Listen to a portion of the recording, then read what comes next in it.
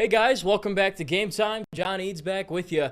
I had a weird feeling walking into work today. Just something in the air, something about the temperature. It just felt like we're right in the dead heat of college football season, and we are. We're headed into some big games, some big weekends, some high stakes, win or go home type games. They're coming up soon, and they're coming up because LSU football just continues to take care of business. They get a blowout win against Auburn, and finally, we're on the right side of a prediction, hitting the spread and the winner, so we'll try to keep that going this weekend. Of course, the Saints couldn't let us win the weekend altogether. They had to let us down, and we got that pick wrong. They did not look good. We're going to talk about that. Great episode today planned. Be sure to like the video, sub to the channel. I got two LSU topics. Kyren Lacy, LSU receiver. You'll know his name now. Breakout game. Led the Tigers in receiving, which was crazy.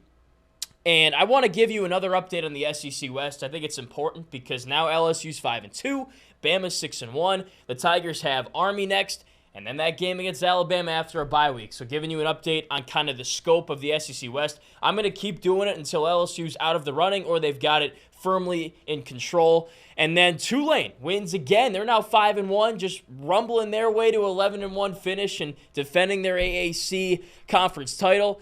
And we'll end it out with a Saints rant.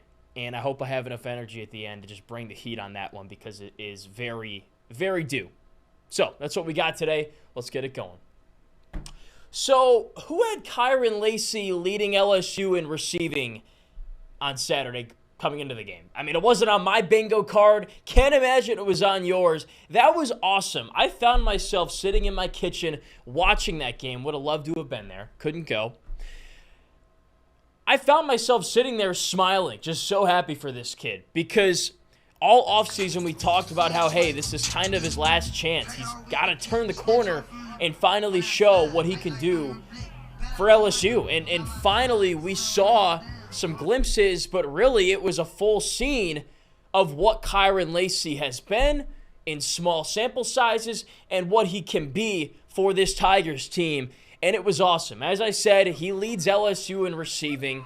His best game ever in a college uniform, in an LSU uniform. Of course, he spent time at Louisiana Lafayette, transferred over to LSU last season, played last year for the Tigers. But we hadn't seen him really assert himself as a go-to receiver. We heard rumbles of it, mumbles of it in the offseason. Hey, this guy's had a great camp. He's finally escalated his game to a point where he can be a key part of this offense. And we finally saw it all come together for him in this game against Auburn. And it was very unexpected. 4 catches, 111 yards, 28 yards per catch, and a touchdown. He was a legitimate playmaker. Like, he's beating guys one-on-one clean. Catching the ball, taking it 30 more yards, dashing, weaving, cutting, knifing, getting extra yardage. Fighting into the end zone for a touchdown. I mean, that was awesome stuff. That was stuff that we've seen Malik Neighbors do this season time and time again. Brian Thomas as well. Kyren Lacy, though, he had an occasional catch here and there. In this game, he had more yards and catches than any of his previous 4 games combined. 2 of those, he had no catches, no yards. And then the last 2, he's had like 1 or 2 for 20, 30 yards. Nothing really notable, nothing really to write home about. But you had to know his name in this game because he was getting a great matchup on the outside. He was getting in routes, post routes, and setting up his routes beautifully. Like if you watch the replays back of his big plays, he's burning his defenders one-on-one. Like his route running was masterful. And Jaden Daniels, of course, is hitting him right in stride, right where the ball needs to be. I imagine this is what practice looked like in the spring, in the summer, and in the fall, in the times that we couldn't see it and it wasn't open to the media. And we can only go based on what we see. And we hadn't seen Lacy and Daniels develop that relationship on the field until now. And you know what? It might be the perfect time for that to happen. Because if you add another weapon into this passing offense on top of Neighbors, on top of Thomas, on top of even Mason Taylor, woo, look out. I mean, what are you going to do if you're an opposing defense? Because Neighbors is getting the best opposition defender every game. Like, he's getting their best corner. He's getting their best safety. Thomas is getting their second best corner, second best safety. So then who's covering Kyren Lacy? It'd be the nickelback or the number 3 guy, right? And if Lacy can win that matchup consistently and you actually have to respect what he does out there and put a safety on top and, help out, cover him, that's a problem. That's a real problem.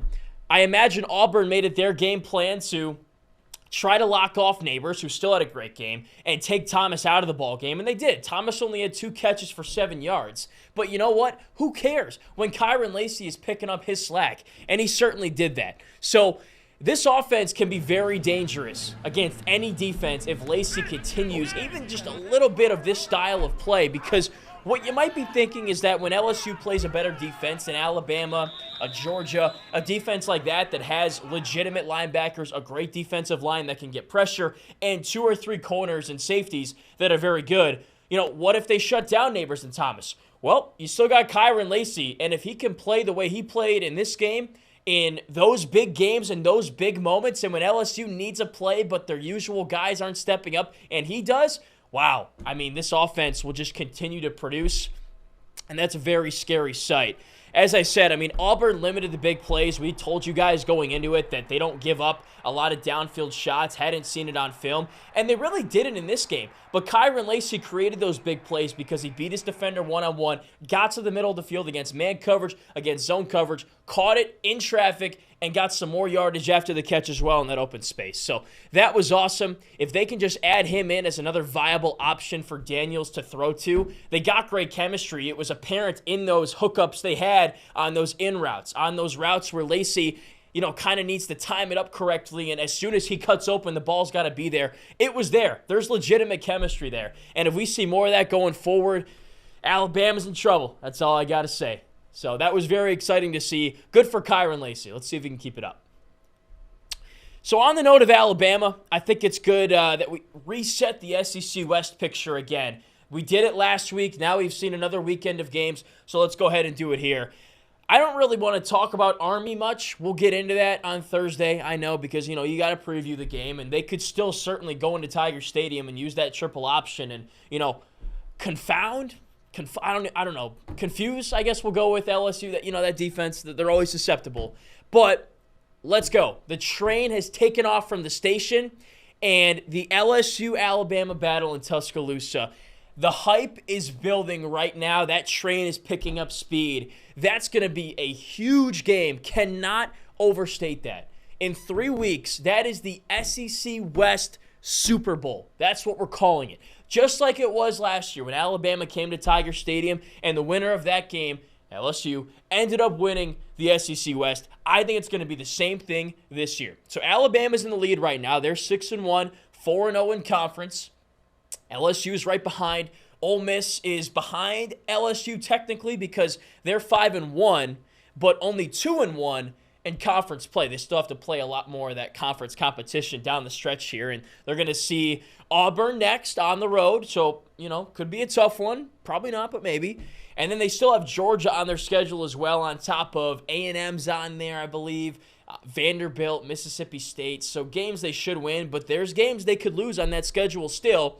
Why that's important is because they still have the head-to-head against LSU. So if Ole Miss wins every game on their schedule the rest of the way, and Alabama loses to LSU per se, they would go to the SEC title because they beat LSU head-to-head, and they have the same record, same conference records, so got to keep them in the mix. And Texas A&M, I think, is eliminated from this race. They're now 4-3, 2-2. They lose at Tennessee, a game that I thought they would win. So barring something crazy happening, they've lost to Alabama straight up. They've lost to Ole Miss. No, they haven't played Ole Miss yet, excuse me. But they will play Ole Miss at some point. And LSU plays A&M in the final week of the season. I thought that was going to be the SEC West Super Bowl, but apparently not. So Alabama's in the lead right now. Again, LSU will play them in 3 weeks. They really sleepwalked to the finish line against Arkansas. And Arkansas is a sneaky good team. They're 2-5, but they're power rated in some people's top 30.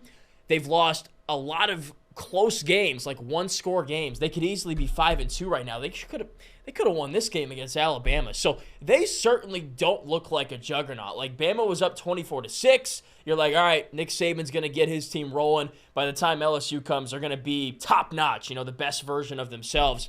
I don't know if that's ever going to come, or if we've already seen the best version of Alabama because week after week they're just putting up stinkers, to be honest with you. Yeah, they got a nice win against Texas A&M against a backup quarterback and Jimbo Fisher in a very ugly game where they kind of got lucky when their receiver caught a pass. He was down, but he wasn't.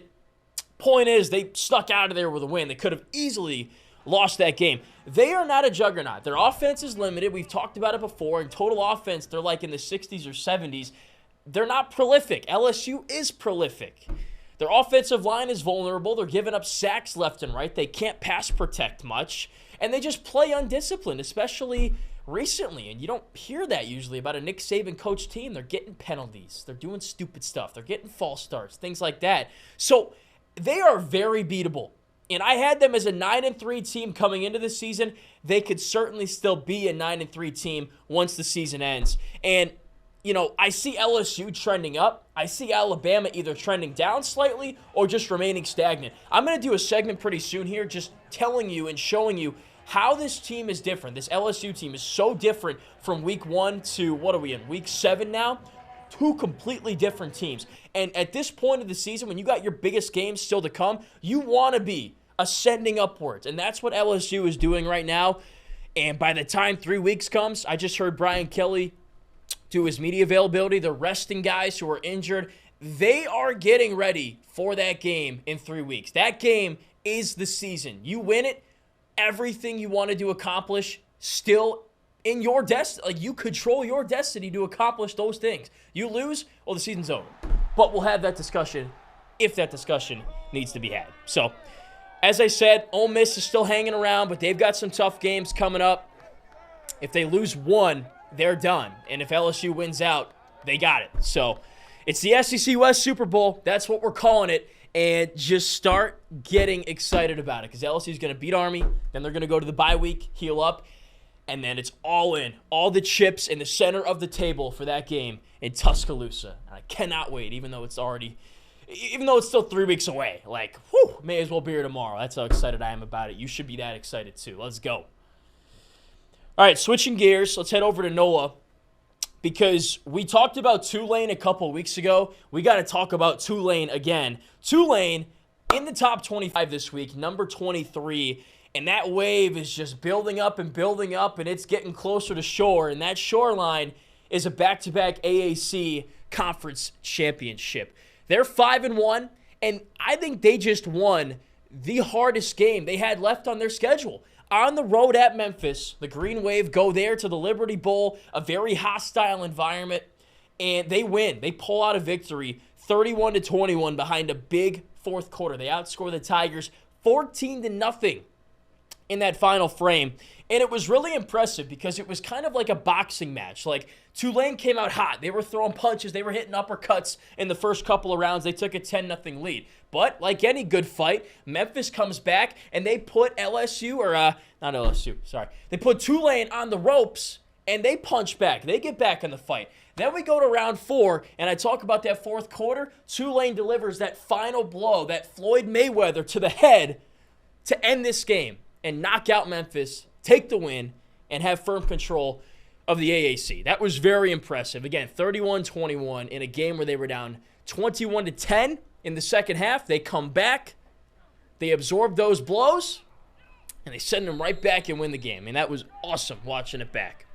Michael Pratt, Tulane's quarterback, he's come back from injury, and the one game he missed was the only loss they've had, which was to Ole Miss, funny enough. And he's played great. He's putting up great stat lines. He's leading this team. He's commanding this team. He should be an all-conference quarterback again. I think he needs to be in more of a discussion for like the Davey O'Brien Award and some of these quarterback awards the way he's playing. Doesn't have like gaudy numbers from a season perspective because he missed a game, and it's not really Tulane's style to just air it out 40, 50 times a game like some of these other quarterbacks. But he's got 9 touchdowns, 1 pick. The guy rarely makes mistakes. He just commands this team down the field. He's not a game manager, but he's kind of a game manager with some of his traits, but he can still sling it all around the yards. So another great game for him.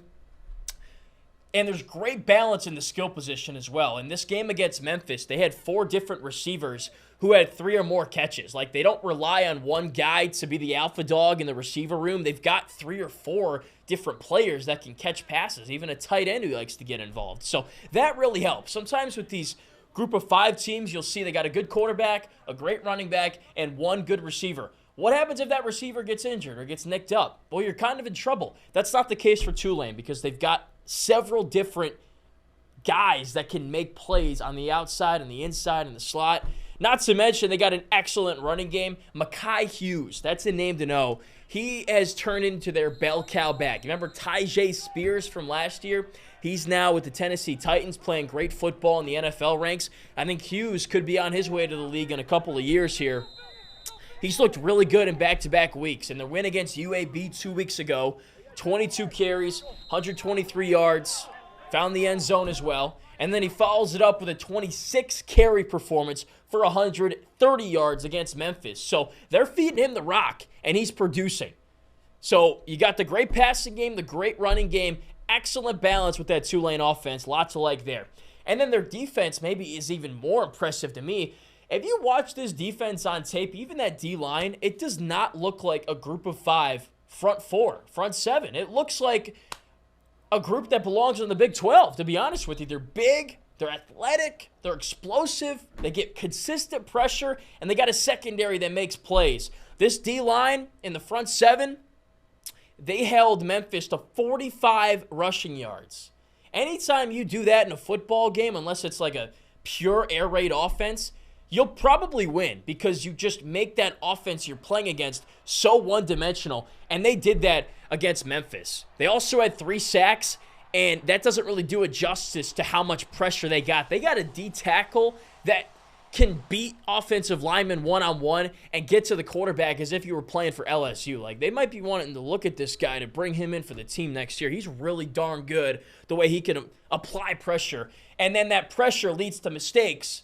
The secondary had an interception that was awesome on the sideline. Again, it's a playmaking, ball-hawking secondary. So, great offense, great defense. So many nice pieces with this Tulane team.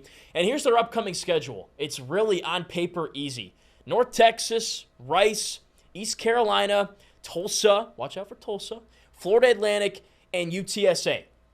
UTSA is not the UTSA that we've seen the past few years. They're 3-3 this year. They're usually one of the better teams in the American.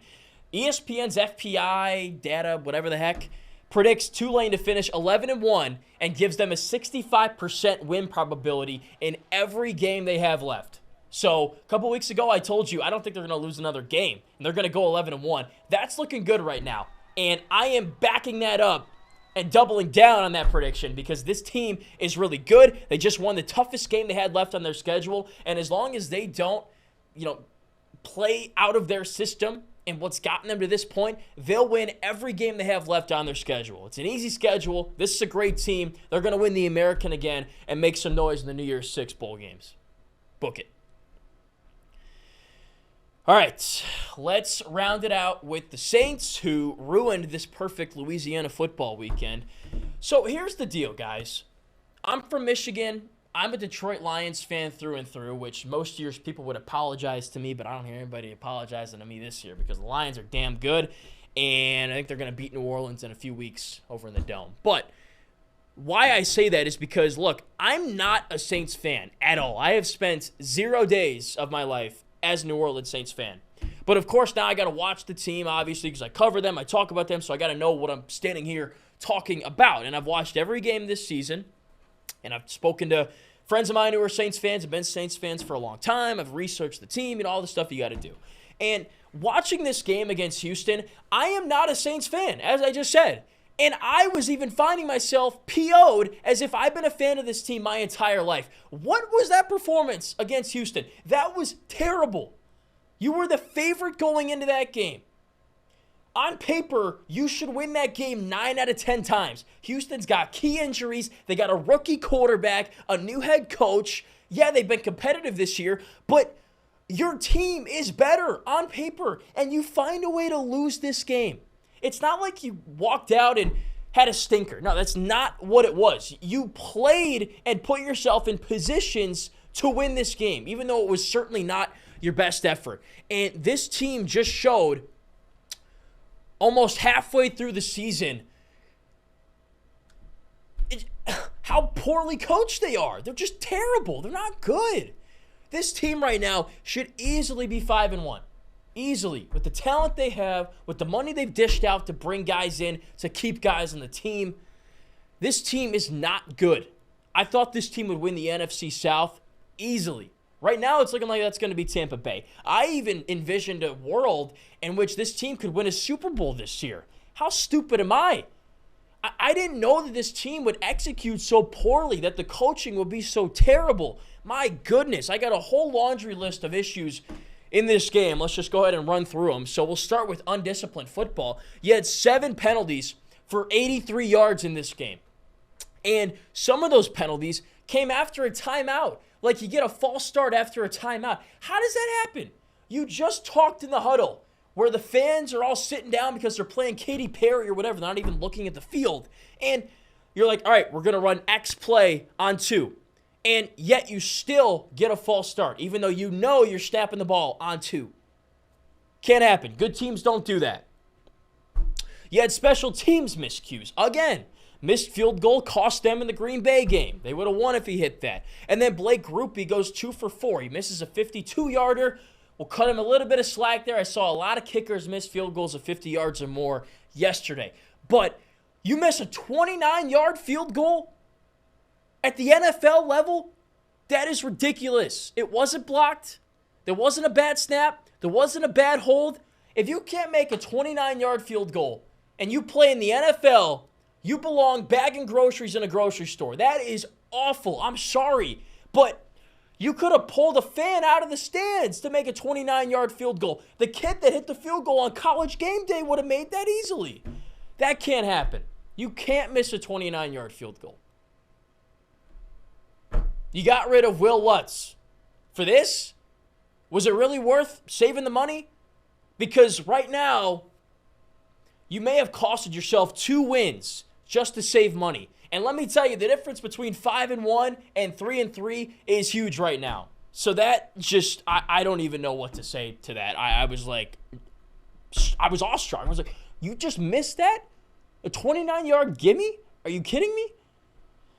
Just saying. Then we got to talk about the final stretch of that game. First of all, the defense played really well in the second half. They gave up 3 points, gave you a chance to win the game. And, you know, I saw so many people on Twitter, X, whatever, just so mad about that final stretch of play calling. So New Orleans drives down the field, 1st and 10 at Houston's 24, 30 seconds to go. They may have had a timeout. Maybe they didn't. Doesn't matter. You got 24 yards to go with 30 seconds left. What do? 1st down, deep throw to the left. 2nd down, deep throw to the right. 3rd down, deep throw to the left. 4th down, same stuff you've been seeing. Houston blitzes every play. They come after Derek Carr. What adjustments are made? None. Let's run 4 verts again. They do the same thing. Carr loads up, jump ball down the sideline, incomplete, game over. Terrible. How about you run a slant? How about you bring Olave on a drag? Houston blitzed. They ran basically cover 0 in every one of those plays. And what was different? Nothing. And they essentially ran the same play 4 straight times and didn't execute on any of them. And you lose the game. On top of the fact that on so many different occasions, you settled for field goals, you didn't punch the ball in the red zone. It's the same stuff. I even tweeted it during the game. It's the same problems that we've seen all season. You can drive down to their side of the field, but when the field shrinks, you can't score. Then you settle for field goals, you miss said field goals.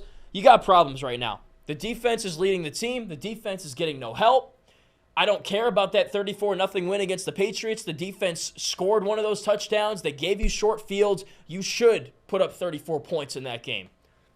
So some people are saying it's time for the OC to go, Pete Carmichael. I might agree, because in the last 12 games that New Orleans has played, dating back to last year, only once have they scored more than 21 points. And in today's day and age of NFL, of any level of football, if you can't score 21 points, you're going to lose a lot of games. And it just so happens that New Orleans has in the last 12 games. So it might be time for him to go. Point is, there is way too much talent. You have spent way too many resources for this team to be playing the way it is right now and to be 3-3. They are trending towards a losing season, and if it doesn't change soon, New Orleans is in a lot of trouble. So that wraps it up. Started out with, a good story about Kyren Lacy, and we end it with the Saints, who are basically running a charity for NFL players, giving them big contracts, but not getting any results in the win-loss column. That's where we are right now. So, again, I'm not a New Orleans Saints fan. A lot of you are out there, I'm sure. And if I'm this mad about it, I can't even imagine how mad you guys are mad about it out there. So let me know in the comment section your thoughts on the Saints right now. I'd love to see what you guys have to say. But also leave your comments about LSU because they're playing well, and Tulane as well. Thanks for watching. Be sure to like and subscribe. We'll be back later this week with some more coverage. We'll preview LSU Army, talk more about this SEC West Super Bowl stuff. And I guess we'll talk about the Saints, even though I might not make it out of the set if I do another segment on the New Orleans Saints right now. So thanks again. See you guys later in the week. Appreciate you tuning in, as always.